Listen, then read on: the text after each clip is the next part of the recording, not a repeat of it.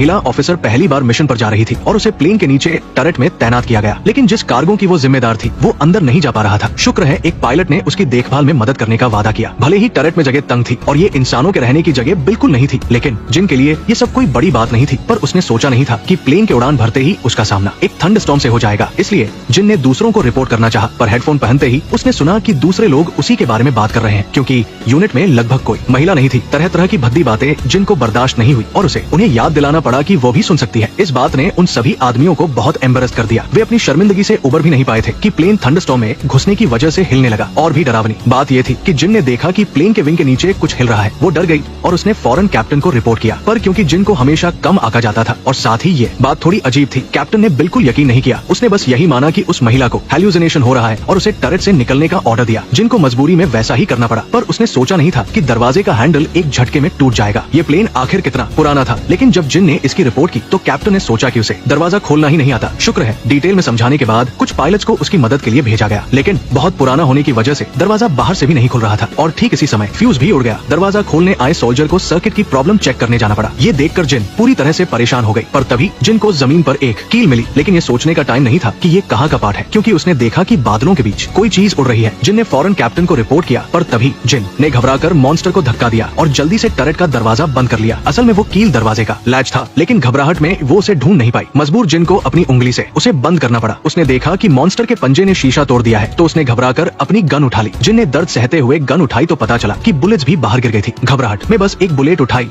और कई बार ट्रिगर दबाने के बाद आखिरकार मॉन्स्टर को शूट कर दिया। जब उसे कील मिली और उसने दरवाजा बंद किया, तब उसने देखा कि उसकी उंगली पूरी तरह से मुड़ चुकी थी। उसे दर्द सहते हुए अपनी उंगली को वापस सीधा करना पड़ा। भले ही पिछले हमले की वजह से उसके कंधे पर भी चोट लग गई थी, लेकिन उसे देखने का बिल्कुल टाइम नहीं था। जिन ने जल्दी से अपनी उंगली को फिक्स किया और फिर कैप्टन को रिपोर्ट करने का सोचा, लेकिन उसने सुना कि दूसरे लोग अब भी उसके बारे में भद्दी बातें कर रहे हैं। इससे उसका दिल टूट गया और ये सोचकर कि मॉन्स्टर खत्म हो चुका है। जिन ने रिपोर्ट किया कि अभी जो आवाज आई थी वो बस एक पक्षी के टरेट से टकराने की थी। पर राहत की सांस लेने का मौका मिलने से पहले ही जिन ने नीचे एक दुश्मन के प्लेन को उनकी तरफ आते देखा, लेकिन रिपोर्ट करने के बाद भी किसी ने यकीन नहीं किया। जब वो फायर करने के लिए तैयार हो गई, तभी कैप्टन उसका मजाक उड़ा रहा था। उसने दुश्मन के प्लेन को सफलतापूर्वक मार गिराया और सभी आदमी उसके लिए खुश होकर चिल्लाने लगे और आखिरकार उस पर भरोसा करने लगे। लेकिन जिन के पास खुश होने का टाइम नहीं था, क्योंकि इसके बाद जो हुआ वो वाकई में निराश करने वाला था। प्लेन के एक तरफ का इंजन अचानक खराब हो गया